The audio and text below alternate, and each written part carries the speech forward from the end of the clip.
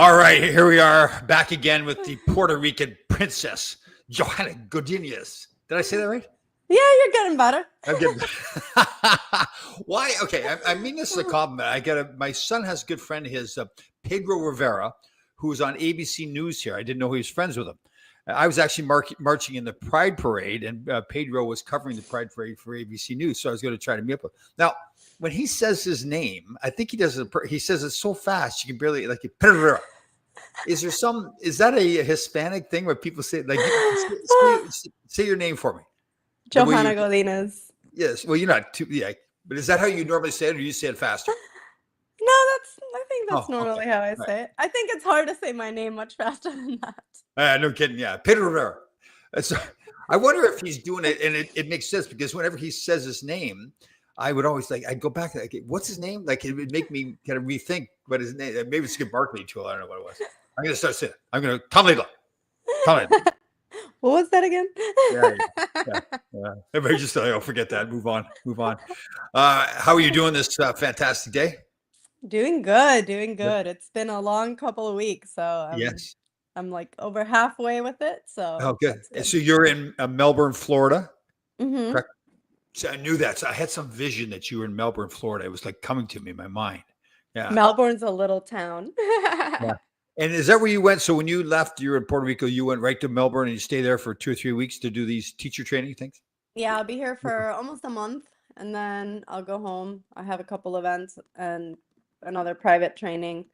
I do a lot of one-on-one with people because I feel like some people need some things from the philosophy and others need a different thing. So Right. like the one here, for example, we're focusing a lot more on the philosophical aspects of the practice and how to understand your thoughts and become the observer, which is your true self. Wow. I know I've told you this before. I remember it was probably 2 years ago when we did a podcast, maybe I can't remember. And More you than said, that. I know, and you said to me some stuff, and this is typical with me. Maybe there's a lot of men are like this too. You said to me stuff, and I thought, okay, it was interesting, but I really didn't get it, right? Mm. Until I decided that I was going to now study it. And then all of a sudden it clicks with me, okay, that's what she's talking about. Now, I still have a long way to go with that, but all right. And I like what we're going to do today. So somebody had reached out to you and had some questions about thoughts, and I like this. So we're going to now talk about thoughts. Uh, Yeah. and that's an interesting thing because to me, I'll be very honest. I don't think I thought about too much at all about anything in the past, really. And now you've helped me to open up and think about things more, study things more, like the quantum world. And I find myself, and I know there's the algorithms with Facebook and Instagram, but I'll be sitting there and thinking about things. And I swear to God, reels will come up on Instagram that of the Mm. things that I was thinking about. And That's and it's kind of I don't realize it at first, and then I'm thinking, "Wow, is that really going on?" Well, it shares all your information. I remember I was doing a photo shoot, a wedding photo shoot, and all of a sudden in Facebook, it's sending me wedding venues and oh, wedding dresses, oh, and I'm like, I'm just talking about it. So yeah, I I know, think the phone's listening. It picks up. I know.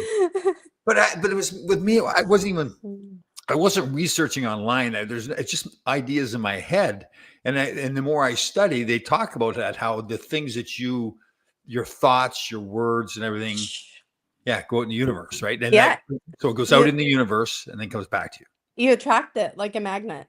right? It's pretty intense. Wow. And we And have the power to do so much with it, and we don't right, realize it. right, so that's a good point, right? So it's more that we all have the power to do it, but Mhm. we have to open up our minds and allow ourselves to do it, right? Yeah, and it's a shift of what are you looking at, and I think people don't realize like Descartes had an issue with his theory. I think, therefore I am, because what happens is then we think we are our thoughts, right? And we totally become identified with our thoughts, Right. and the true self isn't the thinker. It's what knows that the thinker is thinking. And when we get into this journey, even understanding what that means is so Yeah. not how we've been told Right. to think about ourselves, right? We are very identified with our thoughts because through our thoughts we get our beliefs, we get our emotions. So we are super thinking that like this body, this mind, this is who I am. Right. And that's in the yoga philosophy, you learn that through meditation, you become the observer. You connect with your true essence, which doesn't age, doesn't get emotional, doesn't think anything is right or wrong or good or bad. It's just there observing this physical body and this mind and this energetic body goes through its thing. And when you connect to that, it's really powerful because you start to see how your thinking is affecting everything that's happening in your life. And you start really taking ownership of it, right? Because Right. everything that happens and how we relate to it has to do with our thoughts and what we think about it. It's not the situation, it's not something happening, it's how you think about what's happening that creates your reality as to what that situation is doing and means to you. And when you start thinking that way, it's very freeing and it's hard. It's hard to even understand what it is again, but once you start getting it, it's Right. really amazing. So, okay. So something's going on in your world. And instead of just reacting to what's going on in your world, you're saying you kind of separate yourself and you're kind of looking at the situation from the outside. Yeah. And now, so then does that mean now me, okay, so me in my case, I'm looking at the situation. Am I now controlling the situation more from the outside? Is that how you're saying that? No, it's more like you see the situation as what you think about the situation. So this is an Oh, example, right? And this is how quickly that can change. So I'm dating someone and in my mind he is the perfect person. He brings so much joy. I can't see my life without that person and then right. he breaks up with me. Okay. And that was the happening. But because I'm so attached to that person, my thoughts are telling me I lost the most important person. I'm never going to find someone like that. So I get very sad and very depressed, right? Mm, But then 3 months later, I meet this other guy and he really is the right person. And sure. all of a sudden, that breakup that cost me all that suffering is the best thing that ever happened to me. And Sure. now I'm so excited that it happened, right? So did the breakup change? Gotcha. Nah. What changed is your relationship with it, what your thoughts are telling you about it. First, they were telling you it was the worst thing in the world. So you went in that rabbit hole and got your emotions attached. And now that's a great loss and all of this turmoil that's just happening in the mind because the breakup happened a while ago. So it's not even in the present moment. Right. You're just bringing it to the present with your thinking. And now you changed your mind. And when you look at that same situation, your whole identity with it is different. Right. So it's all in the power of our mind and how we look at things that determine how that thing affects us. It's not the actual thing. Okay. So in that situation, then, so you had the first breakup. The guy initially you thought was fantastic. Did you change in that case? Did you change the way you thought about yourself, relationships, whatever, to bring you to the next relationship? Is that Not necessarily. That could have just been coincidental. In order for you to attract that relationship, your mind needs to go from this is what I lost to this is what I desire to come into my life. okay? So that's where attraction works. But just randomly meeting this other person, not even necessarily doing it intentionally, but the fact of the matter is your view of that situation Gotcha. changed. So your Right. thinking about it made the reality of it different from Right. 1 minute to the next. So what change is in the situation. It's how you think about it. And that's how reality works. Your reality is unique to you because it's determined by your attachment to it and what you think about it, not the situation itself. That's how I look at it. Okay, so if there's a potential opportunity is coming up, and I would very much like this opportunity to come to fruition. So it's how I'm looking at the opportunity that determines whether I'm going to get the opportunity or no. No, because that's not just dependent on you, but it's your relationship with the opportunity so your attachment to the opportunity is that you really want to get it. So you're really excited, you're a little nervous, and that's how you're feeling because of how you think of the opportunity. Right. Huh. So it's not it's two different things. Your relationship with your thoughts and manifestation are kind of two different Right. parallel running lines, right? Because what you think of the situation either past or present, is what determines the reality of that situation. But manifestation has to do with you putting your thoughts as already having, Oh, like okay. that. So it's Right. a little bit different, but you do have to understand your thoughts in order to manifest, because most people's minds are usually in the negative. Right. Yes. Right? So Okay. you have 9 good things happen to you, and then 1 bad thing happens, and your mind just Right. attaches to that and just thinks about that. So we do have to watch how we are thinking in order to attract something. So if during that breakup, instead of going into the depression of I lost all of this, you start looking at what exactly happened, and how can I manifest things differently next time, in the sense of maybe you start realizing that there were some red flags or some conversations, right? Because Mhm. you're not in the thinking of how bad it was. You can Right. now be rational and kind of see where certain things are we're coming from, or we're stemming from, and that's what helps us grow from things, right? Not thinking how bad it was and becoming the victim, but understanding why it happened, how my relationship with it is causing the state that I am in at the moment. Okay. So in the past, and I've gone through this writing the book, I've gone back and looked at some of the stupid mistakes I've made. Mm. Like, and the time when I made those mistakes, I felt like they were totally devastating. My dream all my life was to play in the NHL. I've done some things, and now some of the things I did, I think, oh my God, I've screwed up my whole life. But it Mm-hmm. always seemed like every time that kind of stuff happened, it would force me to, I guess I was really looking at things, and now I would end up doing more to make up for that mistake. I guess I was kind of analyzing. Does that make sense? Was I analyzing Mm-hmm. the mistake I made? Okay. All right. Yeah. But I, Yeah, but I, some people will just get stuck in the I messed up and this is never going to work, gotcha. and if you don't move out of that energy into doing something that will work, then you literally are manifesting it Gotcha. not working, because you got sucked in by that. Right. Even if you're the one that made the mistake, it doesn't really matter who made the mistake or what Doesn't matter. happened. Right. It's like, It's okay, your relationship with the mistake. it's okay. I'm going to stick on that phrase. It's your relationship with the mistake. Hmm. Okay. Yeah. I need to understand that totally. So the Okay. relationship with, okay, so I made a mistake. I'll give an example. I was trying out for the Canadian Olympic team. All these listeners have heard this. In 1980, trying out for the Canadian Olympic team. First day of training camp, I show up, decide to go out with my buddies for a few beers, come home late, 3 a.m, and the next morning they send me home, cut from the team. Now I have to go back to my senior year of college, which was fine, but I planned on making the Olympic team. That was going to be a huge thing to play in the NHL. Now I have to go home, tell everybody, not only did I not make the team, but I made the team because I was out getting drunk the first night of training camp. Stupid mistake.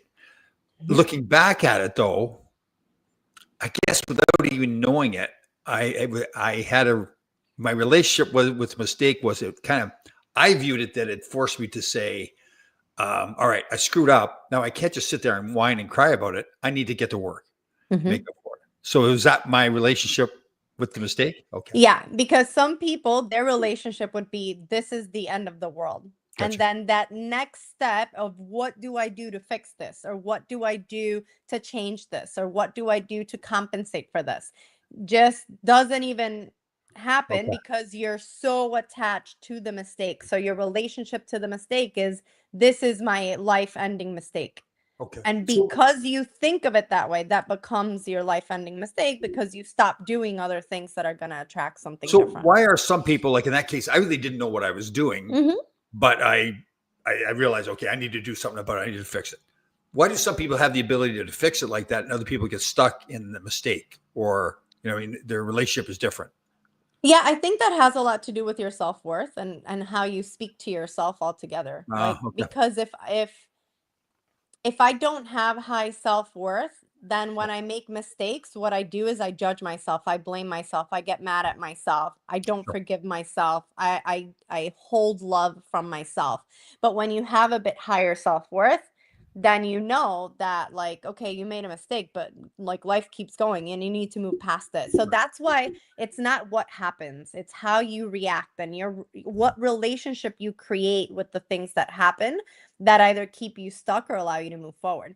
And unfortunately, like, we're not taught to think Yeah. this way, Yeah. because this is something that like everyone has a freaking brain. Why are we not taught how it Yeah. works and how to use it? Like Right. we take all these useless classes in school, but nobody actually teaches us how to deal with our thoughts, how to deal with our emotions. And that's like the one thing that every single person will always have to do.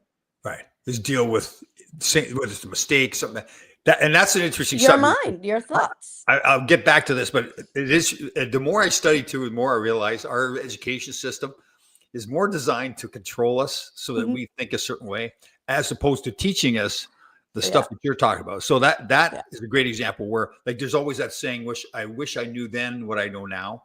Well, because of like yourself, myself, people that have experience, they could teach us those things back when we were young people. When we make those mistakes, okay, here's how you handle it, right?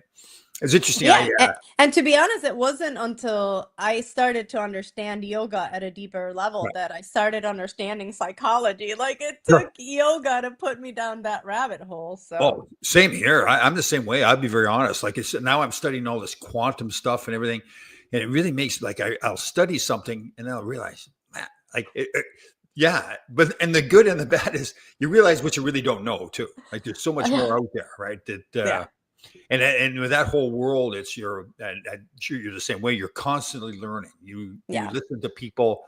You make your mistakes. You learn from it. All that kind of stuff. That's but isn't that true though? And the fact of the matter is, we're also not taught to learn about ourselves. We're taught that information comes from the outside. Yeah. Like it's something you have to receive, either looking, watching, reading. But to understand like how you are showing up in the world, the only thing you can study is yourself. And like, how are you reacting to things? How emotional do things make you? And I think that the combination of knowing who you are and then bringing in information that helps you develop that is super crucial to just human evolution altogether. And Totally. if we go back to school, like our unique gifts and abilities are not found or explored or exploited for that matter, because then we'd all be happier humans. Because if Right. I know what I'm good at and that's what you're helping me be better at, then I'm going to be really excited when I get really good at it and be able to make a living out of it. Right? So it's just crazy how all of it like stems from this thing in society to make us all be a certain way. You should have this by that time, that by Yeah. that time, Yeah. that by that Totally. time, and that's not Oh, realistic. I know.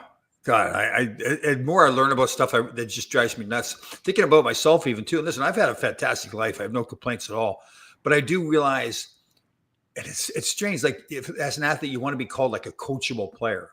Now, the problem with being a coachable player all the time is that if the coach just tells you what to do or it kind of limits you and your abilities, right? Like, okay, if I done extra, even though I made a mistake, I tried something different, right? Like some of the greatest athletes I was around were not afraid to make mistakes at all. Now I now they obviously had to get to the point where they're great athletes, and then everybody says, well, it's Wayne Gretzky, he can make a mistake, right? Here's I got a good friend of ours up in Buffalo here. I was in that type of relationship and a breakup. If anything I learned, it was more self-love and self-respect. Tell myself to be a better person. Yes, I love that, Ron. Yeah, Yeah. and that's what's important, because like if we are consistently thinking how the situation is what's wrong, Right. then you don't ever take a look at yourself and what you can do to get out of the situation, to make it better, to be Right. better, to learn something, to move differently in life. So that's awesome, Ron. Yeah. Now here's a huge compliment. This is great. We've become pretty good friends here too. When I learn life, I learn from Tom Late Love podcast. That means a lot. That means a lot to me. You know what? And you're in this category, Johanna. It's when I first started doing podcasts, a lot of it was hockey, telling old stories, joking around. And I started, well, you and I had met each other before, having people like you on, and realizing, geez, there's a whole other world out there other than hockey. And to learn from different people. No, that's pretty cool. Thank you for the compliment, Ron. Yeah, I think learning from others is like yeah. key. Like my student was asking me, he's like, why do you like going to other teachers' classes so much if you're a teacher? And I'm like, man, because I can learn something from any Yeah. other teacher, even if it's a terrible teacher, and I learned, man, she did this and I really didn't like that. I still learned something. Oh, sure. Or like maybe they say a cue that's different, and it shifts something that I feel in my body that I never thought. You don't it's harder to explore something and get something out of it than be given something that sparks the question in your Right. mind to Yeah. advance in that sense. So yeah, speaking to each other and getting feedback is, and I feel like conversations help us help us learn a lot more too, Totally. because we see different points of view that our mind just may not bring up for us. I bet you're the same way. So I have this thing when when I was younger. My father was the old farm boy. He talked to everybody all the time, and I was like, "Oh, Dad, come on, let's go home," you know. And now I find myself I talk to everybody. Right? If I'm on a plane, but I do. It's very funny though. Actually, they give it. So if I'm on a plane, a train, or what, I just strike up a conversation. Now I'm pretty good. I think I'm pretty good. Be able to tell when the person really doesn't want to talk. Right? So now you got to shut up and move on. Now I'm not always good at it. So in our townhouse complex here, they put in a nice new gym. So probably about a month ago, a very nice young girl comes in. Jen is her name, fantastic. She was a big Survivor fan, so we chatted the first day and everything. And I thought, oh, geez, I got a little buddy here now. We'll talk every day. Me and my big mouth. She was, and I admire this. I mean this is a total compliment to her. She was there to work out. And I could tell she didn't even have to say the words. She had basically said, "Okay, Tom, we're friends, but I'm here to work out, so shut up." But basically, and she was great about it. So I think I've learned more now to read things better. That she's my friend, but she's there to work out. So Tom, it's not conversation time. Let's move on. So yeah, I love it. Yeah, I know. Well, but again, that's how we met at Lifetime Athletic, and that was a place that was designed for having conversations, right? This big open room where everybody could. Yeah, and we would go to the pool and the hot tub or whatever, the pool I know. afterwards. I think I met more people at the pool than I did teaching Oh, classes. totally. Oh yeah, especially because they get the cocktails going out there on a nice hot afternoon. Everybody, oh God, it was funny.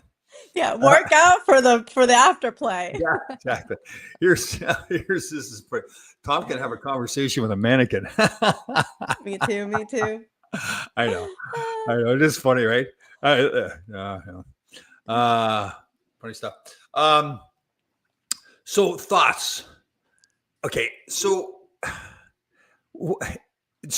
I guess I still struggle with, and I'm believing more and more now, is how the power of your thoughts too. So if you really want it something bad enough, and I guess I've always done this in my life without knowing that I'm doing it. But it's still getting past. Like, okay, so I want to win the lottery, let's say. So now I'm not saying just because you think you're going to win it, but I do find myself more thinking like, okay, yeah, I could tell myself I'm not going to win if I keep telling myself, like I lecture to other people. If you really want something, don't tell yourself you can't have it. Tell yourself you can have it. Right. Well, and it's not just, okay. So when it comes to manifesting, you have to move all of your energy. Sorry to interrupt you, but that the power of the thoughts, you call that, it is called manifesting. Well, I mean, it's part of what you use. Okay. It's not what it is, and it doesn't mean it's going to work, but it's what you use. Like if the universe can't give it to you, it's not going to happen. Okay. But for example, so I think I want to win the lotto. Yeah. So am I buying lottery tickets? Sure. Am I studying what are the odds and how do I increase the odds? Like what is it in like what kind of empirical information can I receive that's going to lead me in that direction? Okay. Do I know, like there's things that you start doing that are moving all of your focus and your energy in that direction. Now, I'm not saying this should be your direction or anybody that's listening, only because the odds are so small and it would take so much of your energy because there's so many other people wanting the same thing.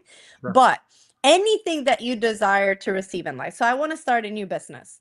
Well, I can say I want to start a new business, but what does it take, right? It takes me putting all of my energy into figuring out a good name, figuring out if someone else has the name, then getting the business registered, then figuring out what kind of funding I'm going to need if I want to bring partners into, right? So like all of a sudden, all of my thoughts and my energy are going towards this business that I'm starting. If that happens, I will most likely manifest the end result because my actions are leading to attract the result that I desire. But me saying I want to start a new company and writing something down and then not taking any action, will that manifest the results, right? So Manifestation, there's still action because there's action in the law of attraction. And the law of attraction is what we're using, right? Like a light's like attracts like. So it's the same thing happens with our thoughts in the sense that if we are sad about something and we keep that energy encased in our thoughts. So every day I'm thinking about the same thing. Let's say you had a conversation and it Right. was supposed to lead to some grandiose thing and the conversation went badly and it didn't have the result that you wanted to. If you're just stuck on, I should have said this, I should have said that, I should have, you're not looking forward to put energy towards moving anything in another direction. You're Right. literally ruminating an old energy. So that's a lot of how the thoughts help or hinder your ability to attract things and take action on things that are going to help you get to a desire. First of all, you need to understand what that is, right? A lot of people don't even know what they want. And Right. how can you attract something if you don't even know what you want, right? But that takes that self-observation. What is it that I really desire in my life? But that's a good point, though. So let's say somebody's in between jobs and they don't know what job they really want. They're sitting there going, "Well, geez, I don't know what I want." So then, how do they figure out what they really want? I guess that is the first question, right? Silence and self-observation. Like Uh, you start moving your thoughts in that direction and gaining clarity, and meditation helps with this. Like you put intentions out there as to, like, I want some clarity on the things that will really fulfill me in terms of work, and then you start looking for jobs in that category, maybe attending networking events of right. people in that industry. Like then you start taking the actions that are going to bring in those opportunities to you. But it takes, you know, a lot of this comes back to that self-study and self-knowledge. Like we are not taught to understand who we are. So Yeah. we move about in life looking at things outside of us and wanting to get things outside of ourselves all the time, not understanding that wanting something to always be happening means that you're in a constant rat race. It's like the horse running with the carrot tied to a string in front of it. Like it's never going to actually get it because you want this, you got this, now you want something else, now you got something else.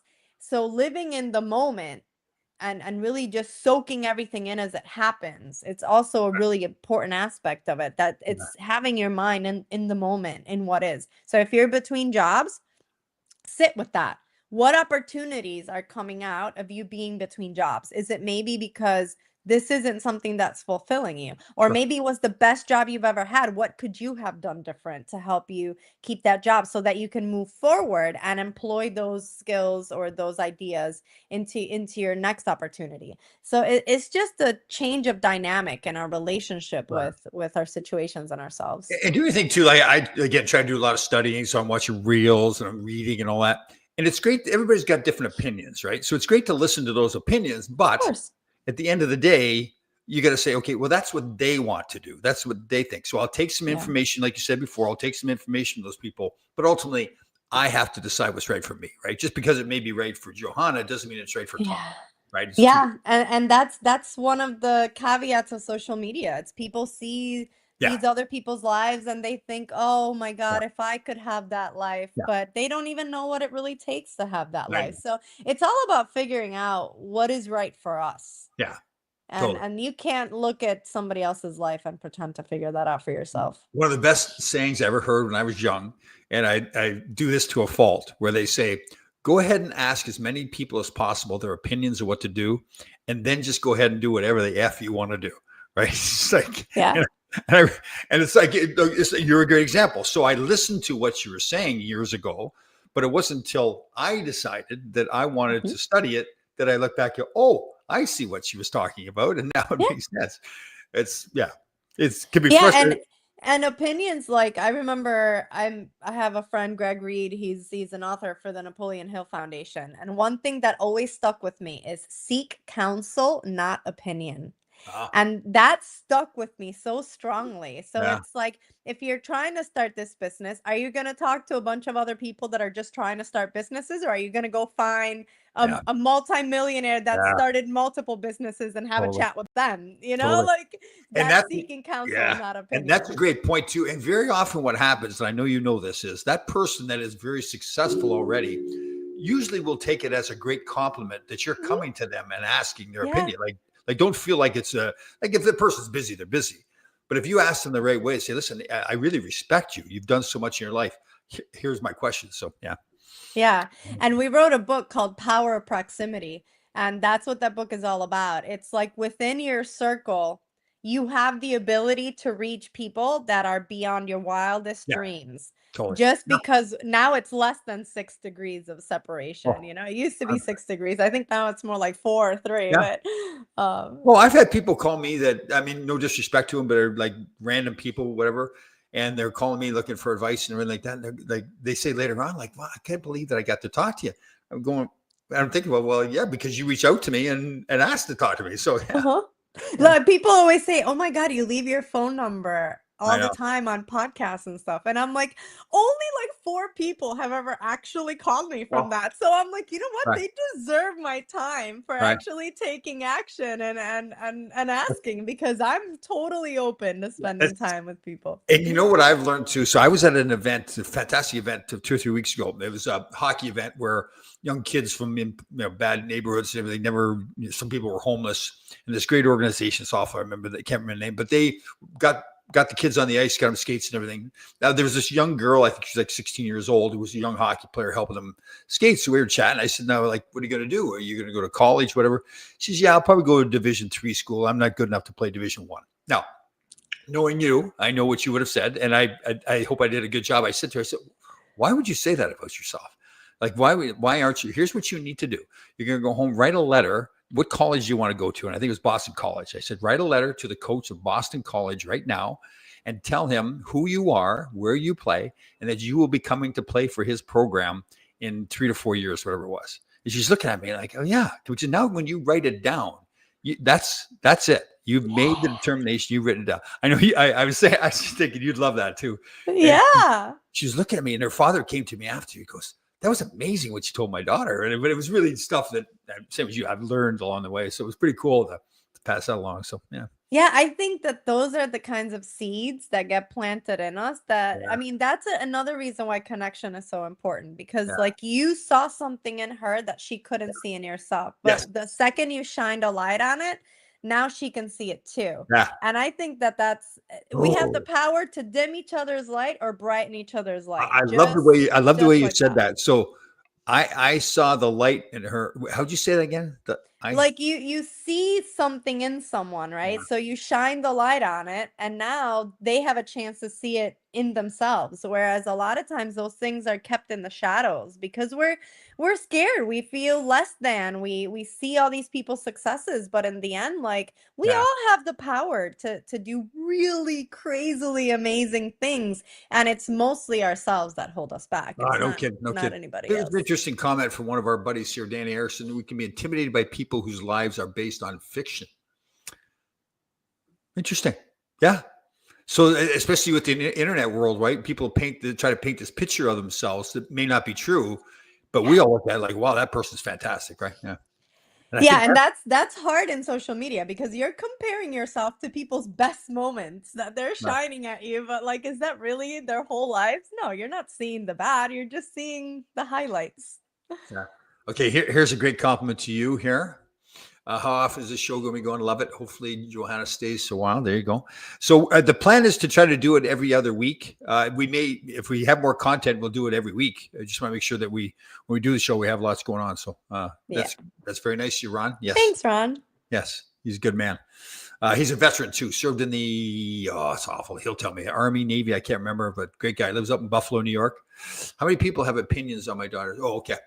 Many people have opinions on my daughter's mental health, but you have to live it to know it. So Danny's daughter's on the spectrum and fantastic artist. I'll forward some. He sends me pictures. She's really creative pictures she sends. She puts out. So yeah. And that's the thing about opinions too. Yeah. Like, everybody's got it. No matter what you do, like I think that sometimes people are afraid to do different things because they think, oh, geez, people are going to talk about me. People talk about us. We all do that. It's human nature. I try not to do it, but it's human nature to talk about other people. I don't.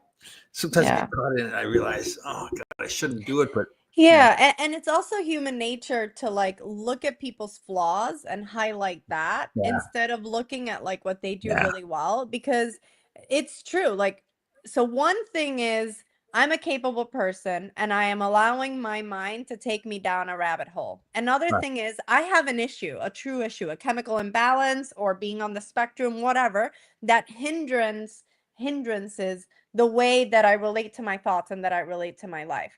So in any of the situations, there's always something that people do that's very individual to them that kind of is that light, that spark that like lights them up, right? Right. Oftentimes we spend more time like trying to fix the wrong, quote unquote, than just working on highlighting and fanning that spark that is the light. And I think that just the way society's set up, that's a really hard thing to do. But oftentimes, again, being around the company of Greg, I got to meet a lot of really amazing people. And one of the things that stuck by as well was work on your strengths and hire your weaknesses. Now, this isn't something that you can always do in that same exact sense, but working on your strengths instead of consistently working on the things that you're not really good at doesn't necessarily keep building your strengths. And right now, especially with the mental health crisis that we have going on, if we could find those things that really fill us and that we are really good at, and then find a way to elevate that, we will be happier people with ourselves because we're working on the things that we're good at and we like. Yeah. Interesting. Danny Erickson here. I'm shy about calling Tom because it's hard to overcome the idea that and I'm only laughing, Danny. We become friends because in my mind, I'm just an old mudhead farm boy. But I understand now that because of playing hockey, people. It is interesting though. Here's the thing too that I do, and I want to talk to you about this. So at first, like most athletes, well, at least they say they don't go back and watch their old games. Particularly now on YouTube, we can watch our old games. And I didn't do it for a while. I started going back and watching old games, not like in a vain way to say, "Oh, I was good at that." I think it's more because I remember how I felt back then. Like a lot of times, I felt okay. I was in the National Hockey League, but there was always like a doubt. Like it's a big deal to be on the All-Star team. So one year I was on the All-Star ballot. I could be voted on to be on the All-Star ballot. That was a big honor. It was the weirdest thing though. It weirded me out. Like I thought to myself, I believe in myself, but I can't be on the All-Star team. It's just I'm not an All-Star. But I look back and now I watch myself play and I realize, and this isn't an egotistical way. It's more like realizing, learning more about myself. I realized, well, yeah, I guess I was pretty good. Like as much as I was in the NHL, there was that self-doubt a little bit. Like again, I believed in my abilities, but where do you fit in with the kind of like the group kind of mentality, right? So, and I guess everybody goes through that, right? Where like you may carry this aura about yourself that you're totally confident, but deep down inside, man, there's always that doubt. What do they call that? Like the phony something? Imposter syndrome. Yes, imposters. Thank you. Yes. Yeah. Is that a real thing? Like the imposter syndrome? Like a lot of people have that. They really doubt themselves. Yeah. Well, yeah, I think that's common. And especially now, again, because we're consistently comparing ourselves to other people. Like instead of just staying in our lane and creating the best that we can from our lane, we're consistently looking to the other lanes and seeing what everybody else is doing. And that can definitely lead to a lot of doubt. I know. And we've talked about this before. And it's who you have around yourself too, where there are some people who they may not be very confident themselves. So any successes you have, instead of just complimenting you on the success, they want to kind of tear you down or not let you have your moment that you like, or say like, "Hey, Tom, great job." Like I really, and I know we've talked about this, I really tried to eliminate people from my world, not in a mean way or mad way or like that. That they're just. You let them go with lots of love. Is that what I should do next time I see them? Like, yeah, give them the old. Yeah, you know, Really? I talk to my students about this all the time. Like you're, you know how they say like you're only as successful as the five most successful people that you hang out with or whatever. That all has to do with vibration. Right. Like if you're in a group where everyone is always elevating each other and bringing each other up, you get more confident to Yeah. put yourself up because you have people that are like Yeah. egging you on and happy for you, right? But if you have a bunch of people that are nagging and always Oh, complaining, it's really hard for you to get, you know? yeah. So your vibration and how you feel about yourself also has to do with the Yeah. people you surround yourself with and the conversations that you're The having. word vibration, I'm realizing more now, as it takes me a while, how important that word is, right? Your vibration. Like it seems like that's everything, right? It's Your everything. vibration. Like we are literally a bunch of atoms vibrating. Like Right. that is what everything is. Right. Yeah. There, this whole quantum world, like the multiple universes and everything, really fascinates me with thought that potentially, and there's who knows what's true or not, although the science is leading towards now verifying that it is true. That so Johanna has multiple universes. There's multiple Johannas out there. There's multiple Toms out there, and that we can go from universe to universe and not know that. And it's all man, it's some fascinating stuff. It's funny because I'm really into studying the quantum, but then people will ask me what it is, and I'll go, well, I really I can't don't fully know. explain it. Yeah, I kind of know it's the weirdest thing. It's one of those things that okay, I know it, but I don't know how to tell you about it. Right? Yeah. It's like yeah. Yeah, I Yeah. watched a movie the other day. I'm gonna try to find it and send it to you because I think you'll appreciate it. It's let me see if I can find the name of it. I'm looking at it in my presentation to see if I can. It's called The Living Universe. Oh, So I'm gonna send it to you. okay. It's on YouTube. I think you're gonna enjoy Okay. it. Because it's all about how like because everything in the universe is connected, the consciousness is in the universe and intelligence is actually helping the universe expand, and it Right. was just a really like I it know. was cool. Remember, there's a movie with Matt Damon, and you'll know. So he's some kind of a businessman or something. He meets this very attractive young lady. She's a dancer, and they try to meet up.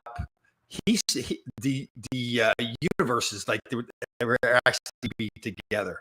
So they were doing all these things to sabotage the relationship. He was supposed to meet her. He wouldn't show up for the date or whatever because these other people were making it not happen. He really wanted to be with her. She wanted to be with him. Got to the point finally where they kind of separated or whatever. And uh, so they got to the point where she just had to have blind faith in him, despite the fact he'd done all these things. And she doesn't know what's going on in the background, that all these people are trying to sabotage the relationship.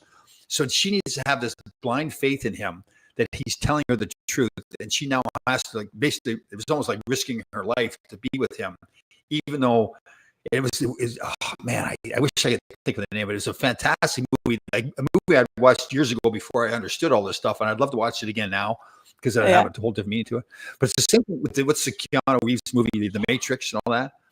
Again, I didn't understand the I meaning think of most that people before. that Now, thing when I just went right over their heads. yeah, totally, yeah, I just thought it was a bunch of guys like fancy fighting, like kung fu.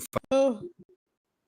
Yeah, that movie is very powerful. I love Keanu Reeves as a person. He's a really spiritual, really, and so is Jim Carrey. Believe it or not, Jim Carrey's a non-dualist. Jim Carrey. Yeah, Keanu Reeves. You see a lot of stories about him on the subway in the city, and just randomly sitting there. Somebody's filming him. They recognize him, and a lady's standing there and needs a seat. He stands up and lets her sit down, and all that kind of. And it sometimes you think, okay, is this all staged? There's a camera, but it isn't. It's to me, it's random people videoing him, and he's just going about his day. I think that's pretty cool.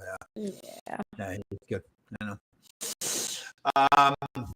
Okay, is there something now? The thoughts thing really is pretty cool. So, is there anything else you wanted to cover on that with thoughts? I mean, not really. I feel like this is a topic that like with mental health the way it is right now, it's definitely something that like needs to be talked about more, needs to be addressed more, because I mean, like I said, there is such a thing as having something clinical, right? Clinical depression. There's an actual chemical Right. imbalance in your brain. But I feel like right now, what we're suffering more of is just repetitive. Become the observer and manage our train of thoughts that's really causing this epidemic, because we don't understand how Right. to create a relationship with our thoughts where the mind actually becomes the master instead of you being the master and the mind being the servant. And it's one of those things where I think a lot more needs, like, I think that's why I'm so passionate about yoga and spreading this yoga chitta vritta nirodha. And that's in Sanskrit. And it means yoga is the easing of the fluctuations of your mind. It's how you learn to manage the fluctuations, which means a thought comes. Are you having a conversation with it mindlessly, or did you see that thought and, does it serve me to figure this out and have a chat with it or not? And Right. and become that, like, it's almost like you're detached from it, right? Because the observer isn't affected by the thoughts or the emotional responses to the thoughts. And I think it's just something that needs to be explored a little Okay. bit more by people, and it's Say that, just not say that to common me knowledge. again. So the observer. So Mhm. I can be the. I'm observing myself, right? Is that so? Yeah, I'm so if you can sit and know that you are thinking something, right. and know that you are feeling something, and notice that that's happening, are you the one feeling it, or are you the one that's noticing? The practice of yoga Okay. basically connects you to what we term the observer of your experience, which is your true self. It's who you actually are, who's always happy, who has no pain, doesn't age, doesn't have a sex, doesn't have any connection to this physical body other than the fact that it's a part of consciousness that is aware of what's happening to this one being. So I'm the observer of myself. Yeah. Okay. The true self is the observer of the human. It's not the actual human Okay. I going got through you. the Like you experiences. taught me Yeah. before, like the human is like this body, which really Hmm. is nothing. It's a widget, whatever. So It's the a machine. observer is, yeah, the widget is, there should be the observer, which is my soul, my spirit is okay. Is I, the consciousness behind all of it, which isn't found anywhere in the body or in the mind. right. You know what's funny? So in the past, I being intimidating and emotional in situations kind of it would get me in trouble sometimes, but also get me out of things because a lot of people go, okay, just leave that guy alone. So the other day in our complex, new pool, everything like that, so it's gated, got the gates closed, you got the key fob to open up the gate, the whole bit. So I go there to the gym at 5 in the morning on Sunday, 14 years old or whatever, and they're not supposed to be there. And so I was calm and relaxed. I said, "Hey guys, you're not supposed to be here."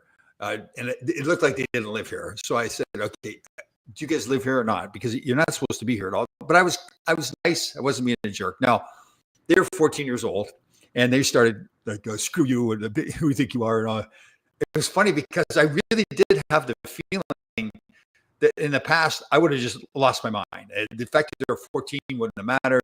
Nothing would have mattered. I would like somebody's mouthing off to me. I did have the feeling much more that I was now kind of out of my body a little bit and watching this whole situation and Uh-huh. analyzing it and saying, okay, calm down. These are Hmm. 14-year-old boys. They're acting the same way Hmm. you did when you were 14 years old. It was weird because it was amazing thinking about it because this situation is going on, but I'm also thinking to myself, well, who is this guy handling this? Yep. Yeah, yeah, yep. And as you grow, like as a person, you can start seeing like you mentioned, oh my God, 10 years ago I would have Yeah, probably chewed these kids' head off. Yet yeah, now I I know. can handle this like an adult.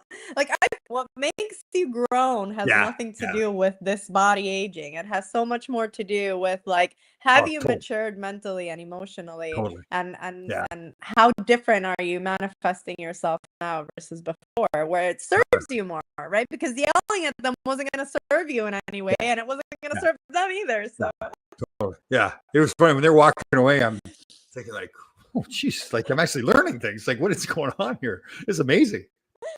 It was funny, actually. Tom, what gives you confidence, Tom? You never thought you would be intimidated.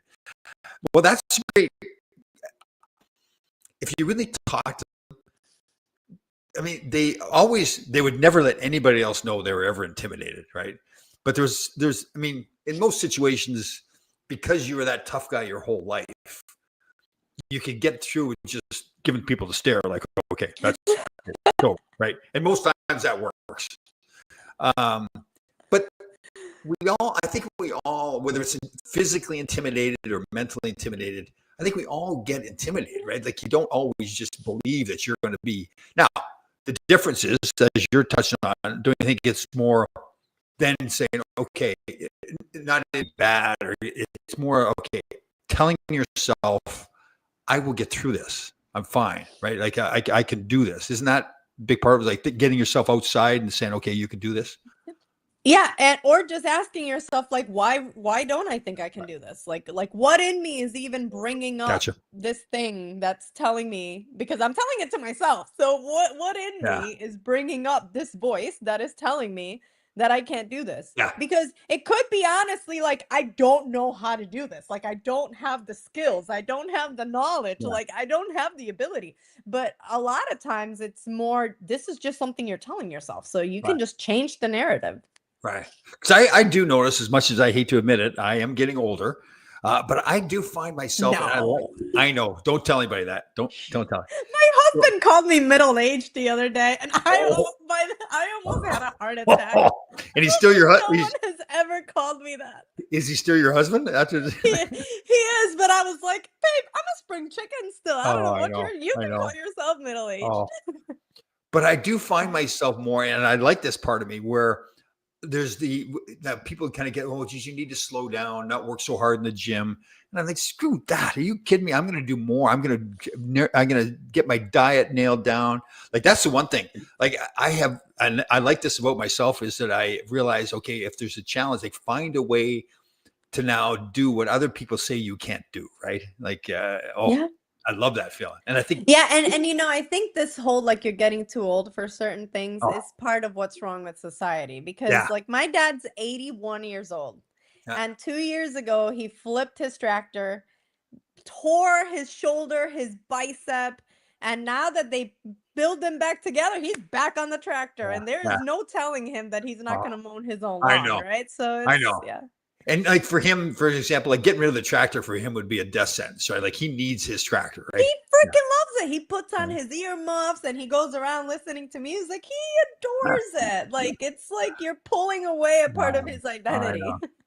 You think of life, and I'm getting on the soapbox here a little bit. Okay, so now we go to school.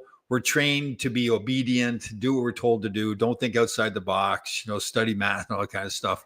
Then you get a job. You're trained to work 9 to 5. Work till you're 65 years old. Yeah. Then retire. Pull your pants up to your nipples. Go golfing. Have a retirement plan. All these things you're supposed to do, right? Like, but you look at the people that are the happiest. They kind of said, "Screw that! I'm not doing that." Where all these rules come from? That we've talked about this before. Like even like there's funny. I saw a video the other day talking about how we're told that there's 12 months, and I probably talked about this, but if you add up all the days, there's 13. There's 13 months. So like, what are we doing? Same thing about like they say the sun rises and sets. We've talked about this too. It doesn't rise and set. It's just our view of the sun changes. Yeah. Mm-hmm. Yeah, no, and I think it's crazy because I'm so grateful for whatever my parents did when I grew up, because I used to question everything, and I used to be like, let me know what the rules are so I know how far I can bend them or which ones I can break and get away with it. And I think that's what helped me become the person that I was. Like I Sure. always knew I would have my own business. I don't like bosses. I don't like people telling me what to do. Even when I've had bosses, I've been like, you give me my task and you let me do it the way that I Yeah, think I need to do it right, because I can't have you otherwise why aren't you doing it, right? So right. I think it's really important for parents to like let kids ask questions, right? Yeah. Because kids when they're little, they're always curious about everything. And that Sure. annoys parents. So stop asking. Like, no, keep asking. Yeah. Keep asking till the cows come home because Right. that is what makes you a more curious, more open individual versus getting put into Right. so many boxes that are harder to I know. break when And that, you and that old get thing older. too, a kid makes a mistake and then he goes back and does it all over again. And people say, yeah, let him go do it again. Let him keep making the mistake 100 times over. And if he Let him now, learn. yeah, let him learn. If he wants to keep doing it, eventually, that's one of the biggest things I learned too. People say, well, you learn from your mistakes. Well, what I learned from mistakes was that I just didn't do it hard enough the first time. I'm going to go do the exact same thing all over again until I get it right. And I told this story before. Maybe I told you I'll never forget this. And it was, we were in school. We had this field and track day. So we were going to pick a relay team. So our buddies got together and we're going to have a race. The 4 fastest guys are going to be on the relay team. So they do the race the first time. I come in like 6th, so I'm not on the team. I said, nope, we're doing it again. And I made them keep doing the race until I was in the top 4. Like the rest of them got so tired, they finally said, just let them get in the top 4. So and I think back about what a pain in the ass I must have been for the rest of the guys.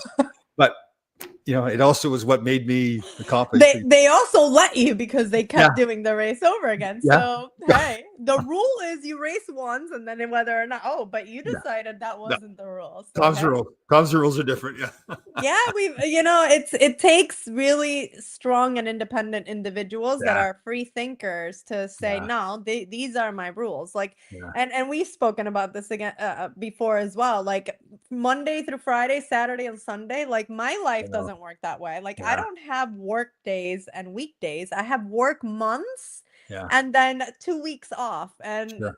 so that's my week and my weekend. So it's also just how we think about things, like Yeah. how people are like, oh, Sunday, you have to get up later and rest. And it's like, Oh, no, I not know. really. You could do that on a Wednesday and it would Oh still yeah. be the same thing. Like Oh, it's, totally. Or even like, you work so hard at your diet and everything, but so, well, you need to have a cheat day. Well, I don't have to have a cheat day. If I want to have a cheat day, I guess I'll have it, but there's no rule that says I have to have a cheat day. Yeah. no. Yeah.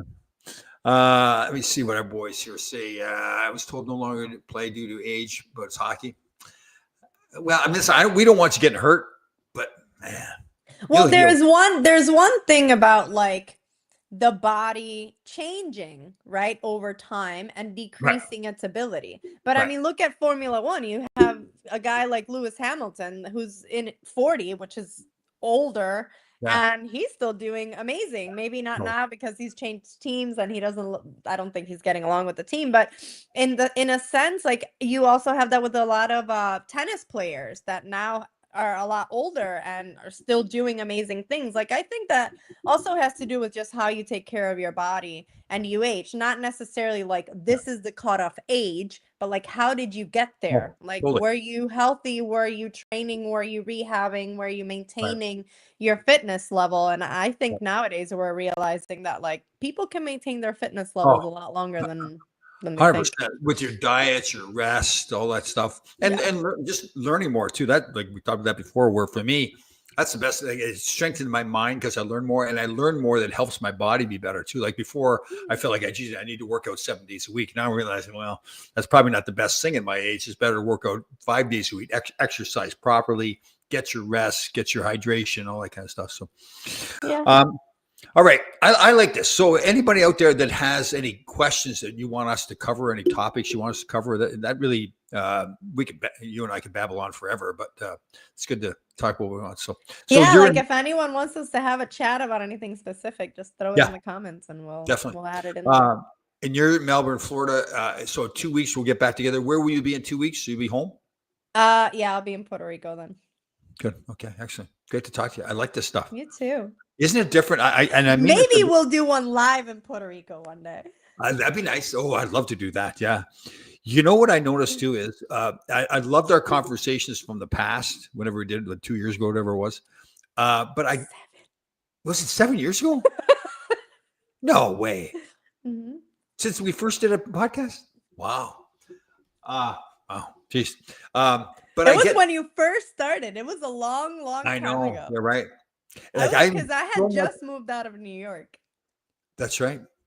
And now I get so much more out of the conversation now because I think I am much more open now. I think Yeah. that's one of the biggest things to different ideas and different thoughts and really wanting to learn. Like when you say things now, if I don't understand it, in the past I may have been like, okay, screw you, like move on. Now it's more like I really want to know. So great, good job.